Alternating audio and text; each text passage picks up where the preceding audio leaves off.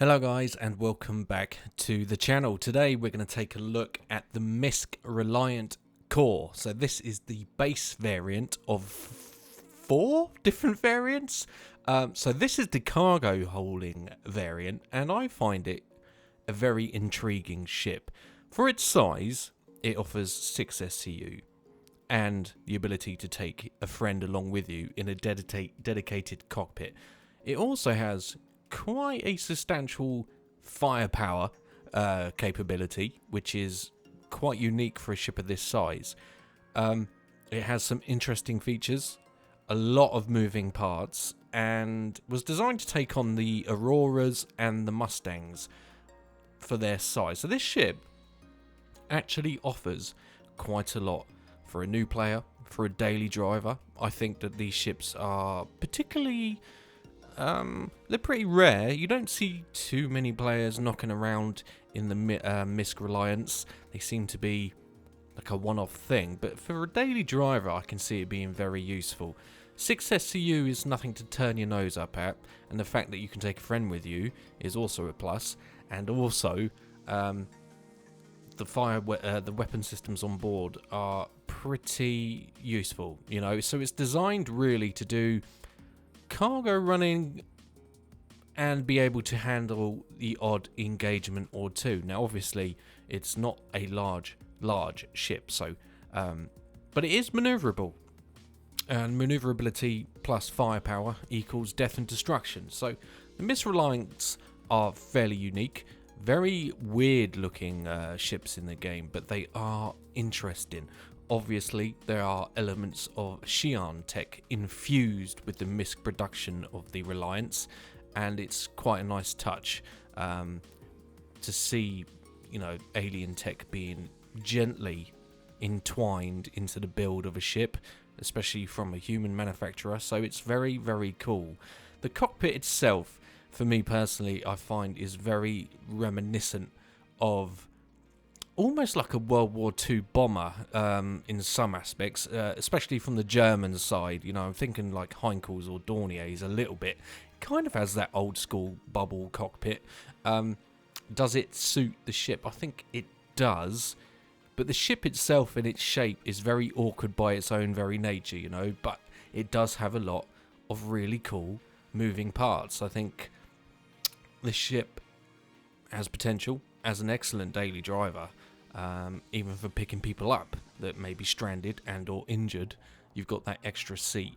So there's a lot of unique assets that the Misc Reliant Kore does seem to have, and it's a very intriguing ship. I think the only thing that does let the Reliance down, or in this case the Kore itself, is I do kind of feel like the paint schemes aren't the best. You know, they kind of look withered and worn, and maybe they're designed to look like that, but maybe it's just the colour scheme. I don't know, it could just be me, but I'm not a fan of the paints that are applied to these ships. They look scruffy, right? I think a whole new paint scheme, and I'm not sure if there are paints available for this ship, you'd have to check in the store, but I think with a fresh lick of paint, these ships could look awesome. Now, in terms of Gold Pass, I don't believe these ships have had these yet. They're still waiting on the internal components. But the cockpit is very interesting, very clean and spacious in there. The ship itself has some excellent engines. Of course, we have the VTOLs, and VTOLs are obviously going to be useful, right, for most areas of the verse, especially heavily dense atmosphere planets, things like that. You're going to need that for stability, landing. It does have various landing and flight modes and configurations to how the ship changes and metamorphoses into something else. It's actually quite confusing at first. So as you can see here on the screen now, this is flight mode, okay? And you may think, well, that's okay, kind of like that. I was very confused the very first time I got in this ship because I was flying it horizontally, and you have to treat it like the Corsair. So to operate the wings on the Corsair, it's Alt K, I believe. I think this is the same thing. So this is the landing configuration, right? And look all the animations that this little ship has. So clearly a lot of work has gone into it.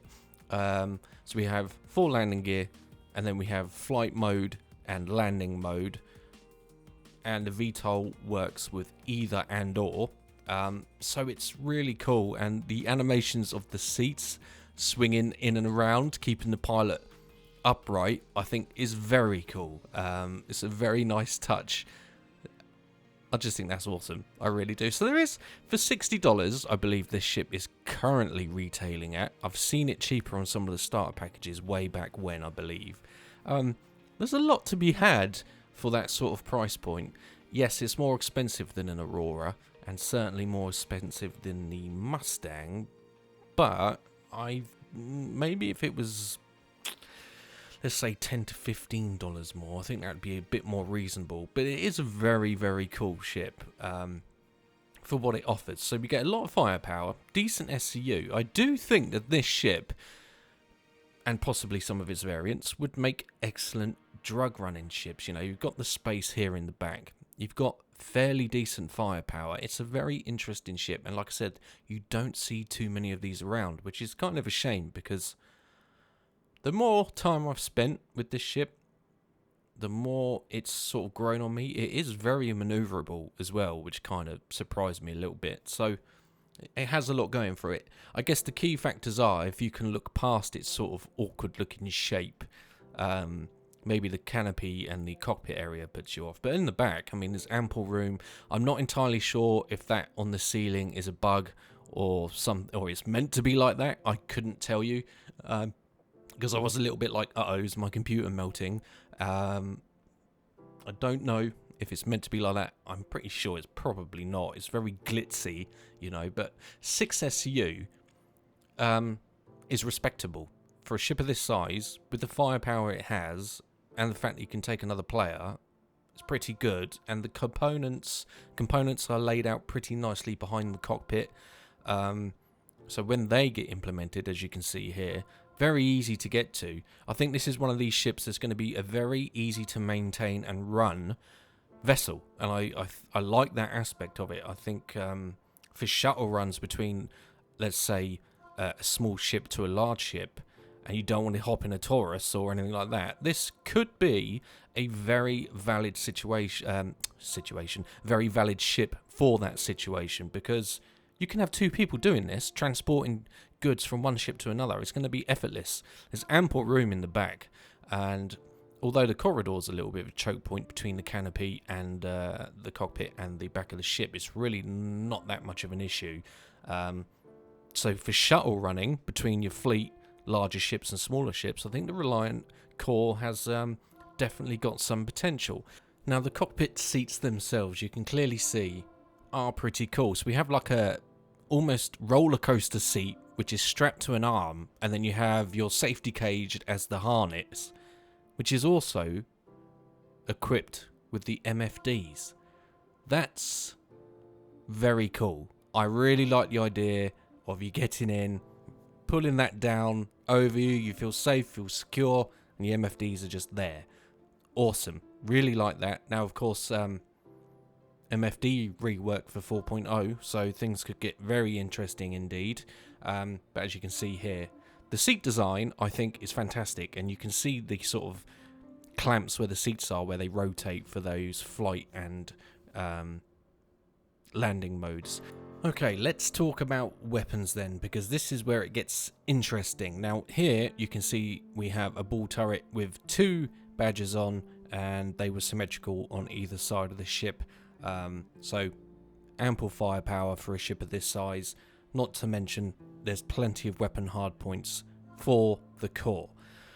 So there's been some changes recently from when I took these glorious shots on, I think, Red Lyria.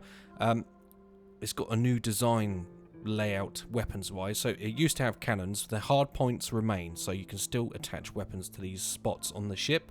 It has now got a tractor beam, which is awesome, but I don't really think it's necessary on a ship of this size. It's so small, and if there's 2 of you, I don't really see a need for you to have a tractor beam to manipulate cargo all that much. I think the handheld tractor beam would be just fine.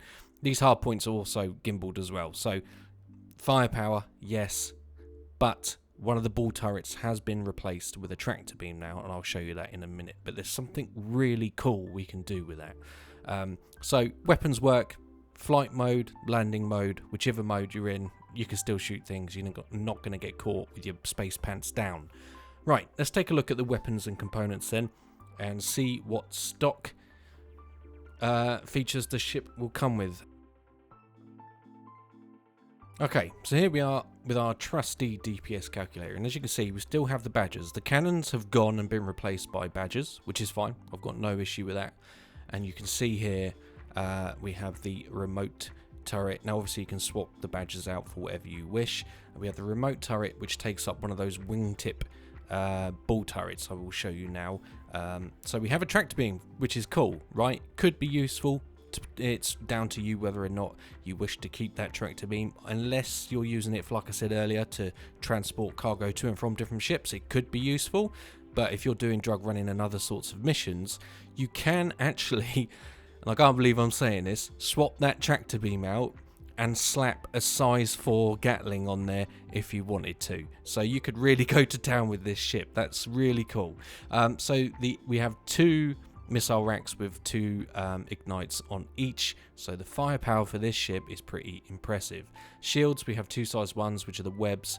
Power plant is an iron burst, and the coolers are the Arctic storms, and then the quantum drive is a rush. Almost certainly swap that for the Atlas. You're going to get a lot more range, or maybe one of the competition drives actually. So but I always go for the Atlas. I like the Atlas. It's tried and tested, right? But you could go for the competition drives as well. They're just as good. So, pretty impressive.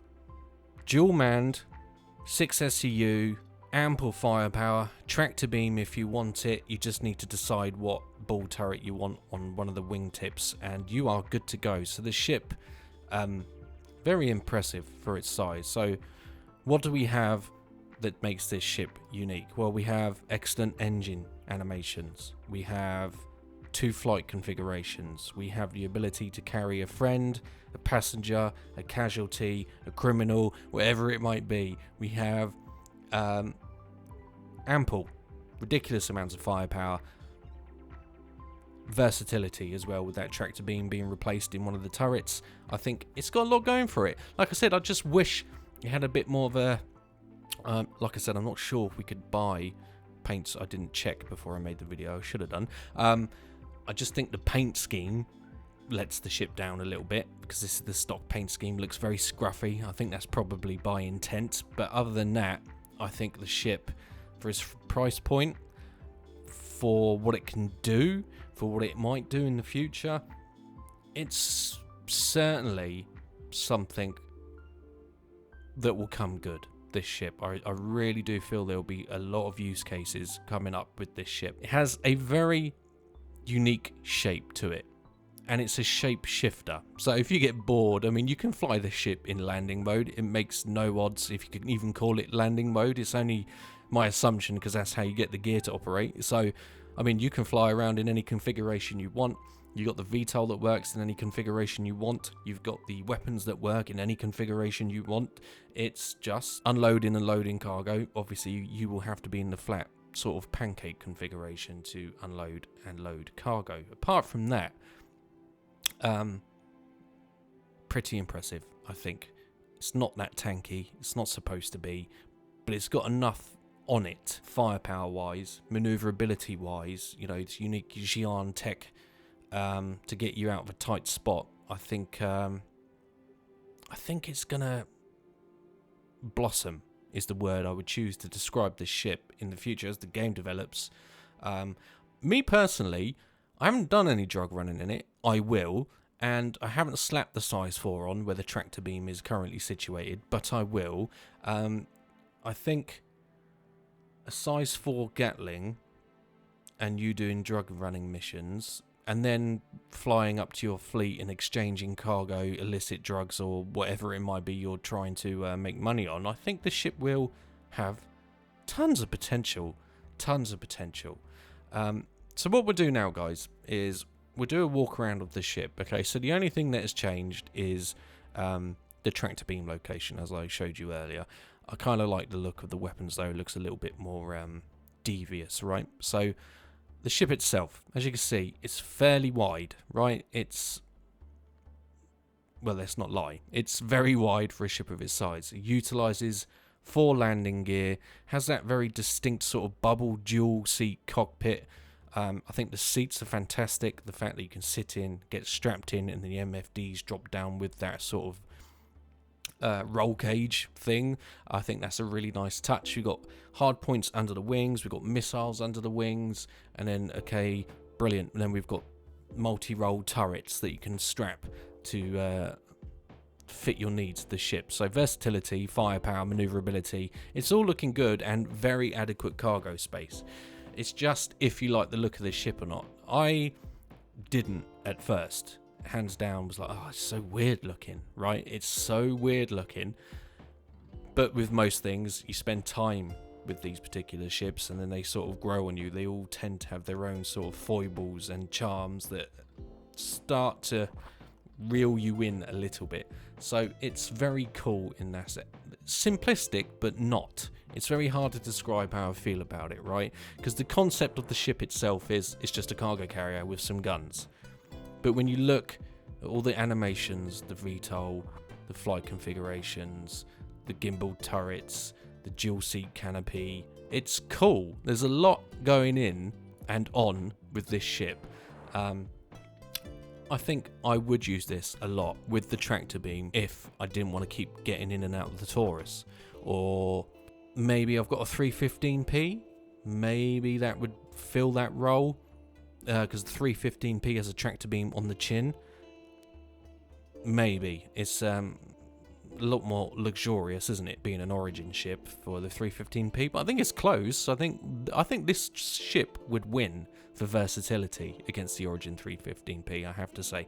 So as you can see, when we get in the back here, 6 SCU, I just bought a load of waste because, you know, I'm not going to buy actual product. I'm poor in-game, so there's nothing fancy in here. Like I said, I don't know if these things at the top here, if that's just bugged or it's meant to be like that. We have the door switch here, fairly simple stuff, in it goes. I mean, it's very simplistic, the ship. What throws me off is it's actually not, when you think about all of the stuff it can do. So here we have the component access points that are not in yet. So they need to come, and I imagine that's going to be fairly easy to fix those with our magic laser beams. I don't see this being an issue. Yeah, it's very simplistic inside, and it's more technical on the outside and what it can do. And then we get to these really cool seats, which is, you know, these are some of the best seats I've seen in a ship, if I'm being honest. You can see like where the clamps are here, they rotate. We have the co-pilot on the right, of course. Visibility, not that bad at all. We have occasional struts, but that's really not going to put you off your stride. And we have like a pitot tube on the right hand side, if that's what it is. No idea. Or a refueling probe, I guess. Drop in, seats come down, the MFDs come down, and then you're good to go. Everything's easy to read. But I like how they sort of hover above you and don't directly affect where you're facing. But yeah, it's really cool. It's really cool. And as you can see, this is before the UI was introduced, a new UI, and I kind of missed this old UI, if I'm honest. I've got a lot of videos, guys, that are before the UI implementation that I'm just going through a backlog, and it would take me forever to correct all of it. So if you can forgive me for the old UI, because that's all that's changed, nothing else has changed until we get the MFD rework. The video clips I'd got were too good to throw away, like a lot of time and effort went into it. So I hope you can forgive me for that. But other than that, its core concept and principles, very little's changed. Love the idea of rocking around in this thing with a size 4 strapped to the end. I think that is going to be hysterical. It's something I'm definitely going to try. Potentially, the ship will come very, very useful. Like I said, ship transfers. You could probably get casualties laid down in the back of there and make this a makeshift ambulance. You could assign a doctor into the co-pilot seat or a medic. There's a lot of opportunity for the ship. I think it flies under the radar a bit. If you can get over its sort of clunky, scruffy aesthetics, I think you'll have a good time. So there we go, guys. That was my video on the Misc Reliant Kore. Very cool ship. Underutilized, but we'll see how we get on. So thanks for watching, and I'll have more Star Citizen content en route to your location very soon. Thanks for watching, guys. Take care. Cheers.